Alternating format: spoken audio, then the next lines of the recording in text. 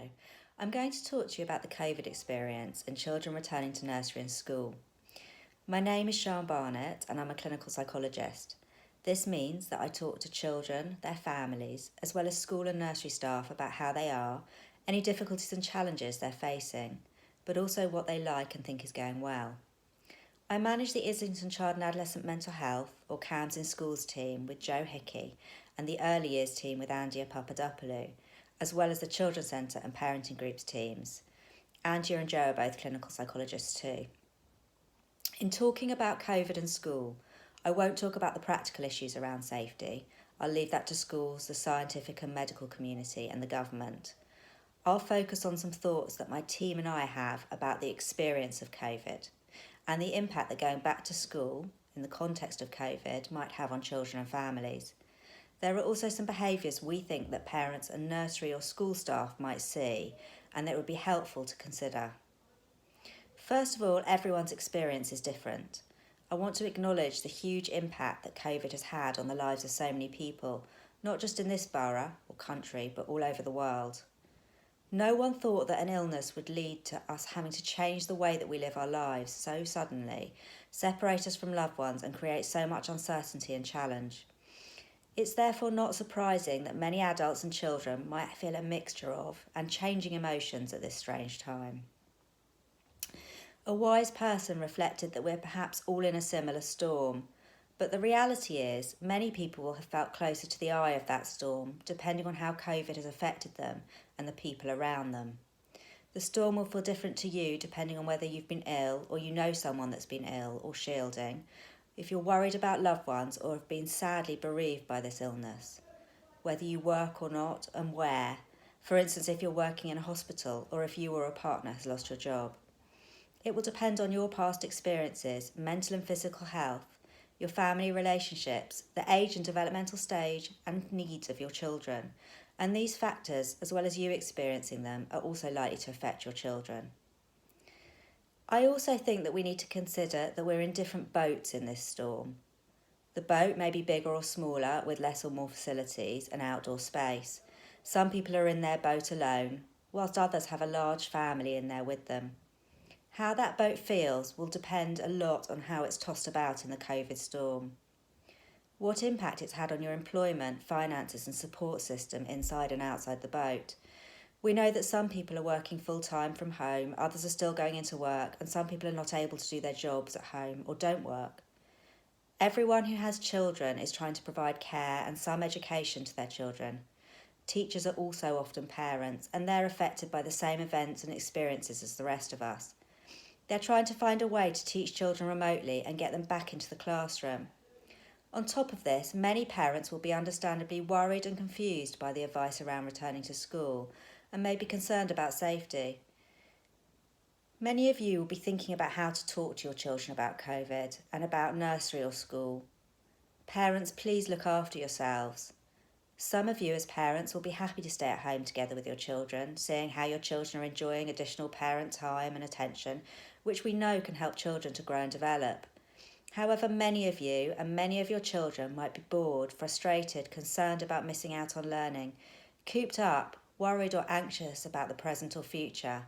And as parents, you may be struggling to juggle work and childcare and other household jobs, or just managing so much time at home together.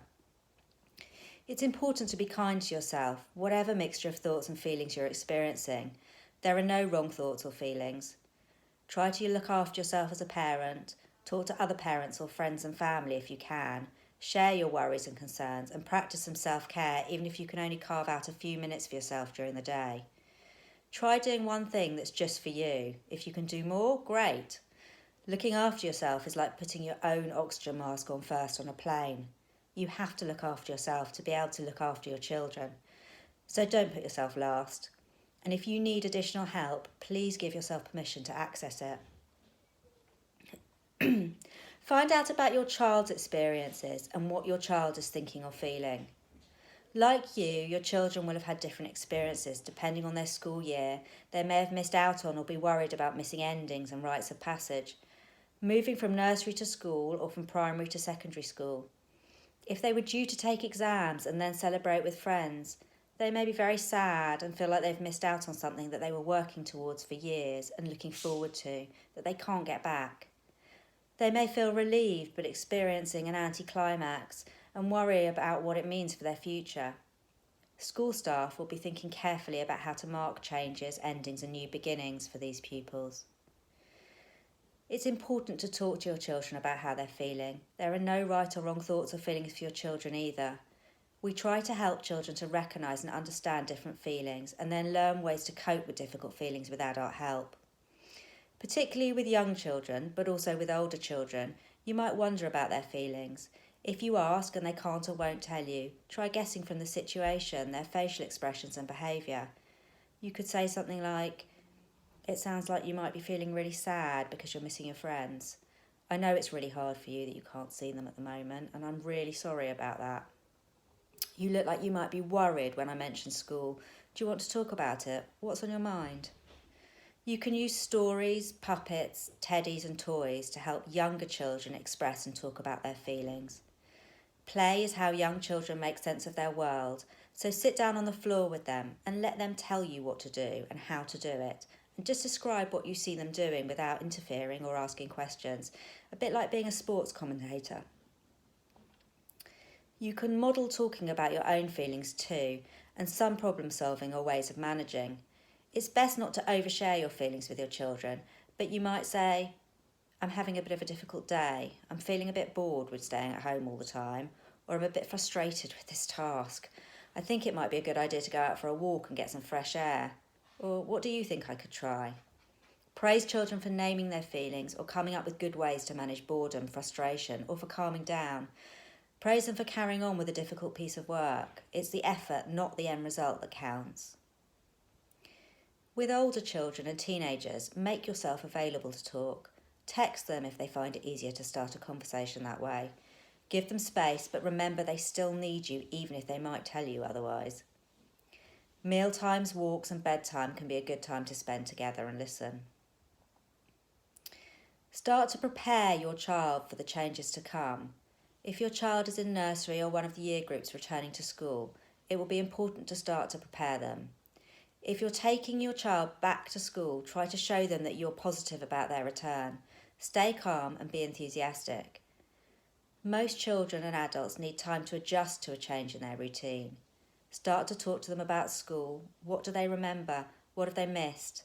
Maybe share something that you remember to start the conversation and talk about their school friends. You might want to look at photos. It can help to do the walk or journey to nursery or school in advance, particularly if you think the transition might be difficult for your child. Be prepared to ask about and listen to any worries your child might have about going back. Ask them if they have any questions. You might be surprised by what you hear, but don't dismiss or make your child think anything they say is silly. Take their questions and concerns seriously. Listen carefully and let them know you will try to answer. There are some things we don't know the answers to, even as grown-ups, and we'll try to find out. Some things will be worked out as we go.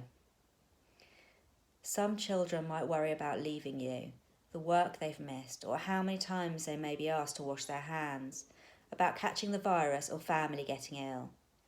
Try to let them know that it's very unlikely that they'll be unwell, and if they are, it's very likely they'll get better quickly. Alongside this video, we have some useful resources to help talk to children about COVID. If your child was bullied or struggled with work, playing with or getting on with peers, or with attending school, think about what will help them and ask them what they think will help them. At the same time, ask the school to help monitor, support your child and put any practical strategies in place in the classroom that they can, such as a named person to talk to. Teachers may contact you and your child before you return to see how you are and to let them know they've been thinking about you.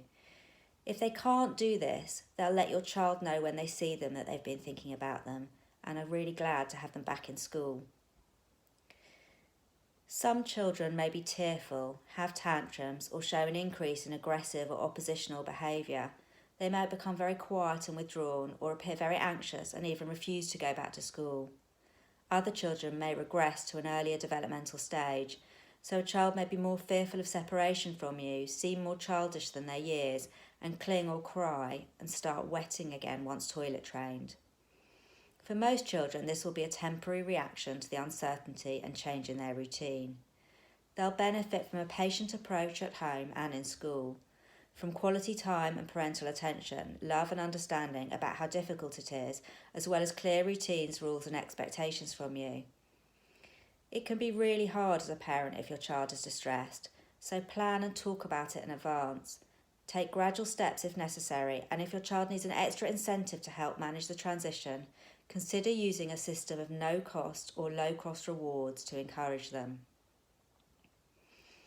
Talk to your child's teachers about your plan and check in regularly, weekly or daily if necessary, so that they know how your child is at home and they can share your approach for supporting your child in school or nursery and let you know how they see your child coping in school. Seek more help if you or your child need it. Most children will enjoy the return to school or nursery, although it may seem strange at first. The structure, routine, learning and social interactions will be reassuring and familiar. However, if you or your child, school staff, remain worried that your child continues to be distressed after a few weeks, then please talk about this. Some reasons to seek further help might include you're worried about your child's behaviour, emotional well-being or development. If your child is showing signs of significant anxiety, such as panic attacks or being in a continuous state of worry that's causing them distress. They continue to refuse to go to school despite a gradual return. If older children and adolescents are reporting seeing or hearing things that are not there. If there's a significant deterioration in their mood, sleep or eating. If they're showing repetitive behaviours that are interfering with daily life. If you think that your child is self-harming, please contact your GP during office hours and let the school know. If you're worried about risk of immediate injury to your child, please contact your local A&E. We have a CAMHS clinician connected to all Islington nurseries and schools. If you talk to the school about your concerns or to the nursery, teachers can discuss with this clinician and consider what might be helpful. Islington also has a central point of access for social, emotional and mental health difficulties and an advice line. Bright Start Islington also provide family support surgeries every weekday, and Families First are available to support families around parenting and the practical difficulties that you might need help with as a result of COVID. If you're watching this video in another borough, talk to your school or GP about local services. Thank you very much for watching. Please be well and look after yourselves and your families.